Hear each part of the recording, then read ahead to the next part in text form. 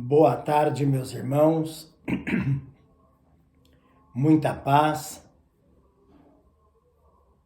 principalmente nessa semana entre Natal e Ano Novo, que são datas que conseguem chegar ao coração e fazer com que as pessoas transbordem o seu sentir na forma de vibrações fraternas. E pensando nisso, por ser um período oportuno, pensamos em falar sobre a natureza de Jesus. Porque nós não temos dados concretos, provas absolutas sobre o nosso amado Mestre. Mas para podermos falar, precisamos lembrar primeiro de que Jesus não é o Cristo. Jesus é o homem que nasceu de Maria e José. É o ser humano. O Cristo é o Espírito reencarnado naquele corpo, que é claro, um corpo muito bem preparado, muito bem elaborado vibratoriamente para abrigar o espírito crístico. Então, quando dizemos Jesus Cristo, precisamos modificar um pouquinho a expressão e colocarmos Jesus, o Cristo. Para compreendermos melhor isto, basta pensarmos nos dias atuais. Quantas pessoas tem que foram registradas com o nome de Jesus? E que não tem nada de especial. São pessoas comuns, iguais a nós. Mas o nosso objetivo hoje é tentarmos buscar na vida, nas ações, nas palavras do Cristo, uma comprovação de que ele tinha uma natureza divinal. Existem pessoas que afirmam que Jesus e Deus são a mesma coisa. Não são. Um é comandado, o outro é o comandante. Deus é o Criador, Jesus o criado, a criatura.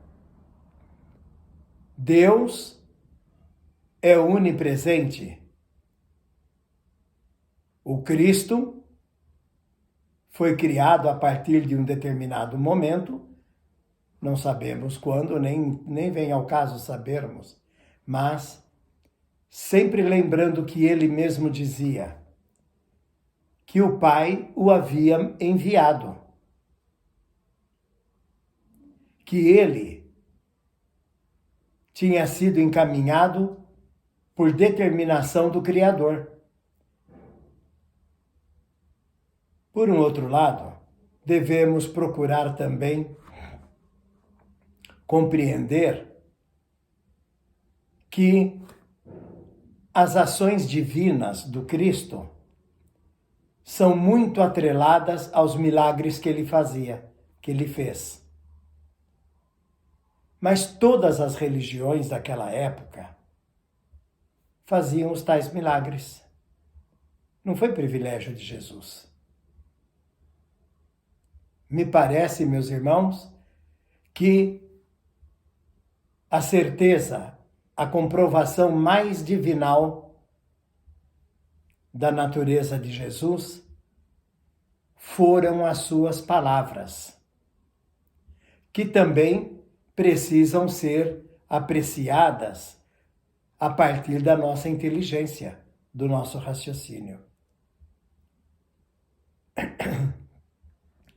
Porque Jesus não deixou nada escrito. Tudo que nós temos de conhecimento, de informações sobre a natureza de Jesus, buscamos nos evangelhos.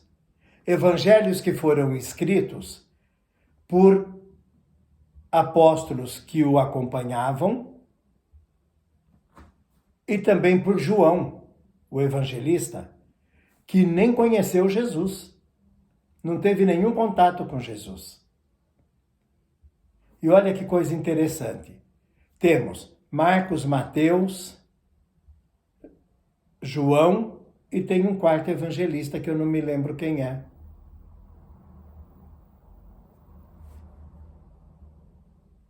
Se pegarmos os 3 evangelhos escritos pelos seguidores de Jesus, teremos uma visão até que religiosa. Mas se pegarmos o evangelho escrito por João, teremos uma visão mais ampliada, menos fixa, menos estruturada nos conceitos dos outros 3 evangelistas. É bom ressaltar que Jesus nos possibilita avaliarmos, pensarmos, refletirmos sempre e incessantemente, incansavelmente. Porque, olha, muitas coisas, por exemplo, atribuídas a Jesus, como o exemplo que eu quero dar, o caso de Lázaro, a ciência hoje explica perfeitamente como um acontecimento puramente neurológico, puramente biológico. É claro que Jesus, conhecedor do mecanismo de funcionamento do corpo humano, sabia que Lázaro não estava morto. E foi buscá-lo na gruta em que ele foi colocado como cadáver. Graças a Deus, o Espiritismo nos traz essas informações, livre dos dogmas religiosos. Temos também a convicção de que Jesus é um espírito. Jesus é um espírito? Mas eu não falei no início que Jesus é o homem? O Espírito Cristo, através de Jesus ou em Jesus, veio dos planos mentais, onde vivem os espíritos que atingiram a perfeição. Perfeição ampla, no sentido pleno da palavra. E é claro que ele veio com a incumbência de nos passar, de abrir os olhos dos homens da época quanto à escravidão, quanto à subjugação, apontando que todos somos filhos de Deus, que todos somos eternos, que todos temos condições de nos tornarmos senhores do nosso próprio destino. Isso tudo se deve, meus irmãos, a essa natureza crística que enxerga o potencial da humanidade. Enxergou naquela época, enxergou antes daquela época, enxerga até hoje, através dos séculos e dos milênios, nos incentivando a nos tornarmos autossuficientes. Agora vamos nos colocar na posição ou de forma a aceitarmos as ideias da divina presença do Cristo entre nós, seres humanos.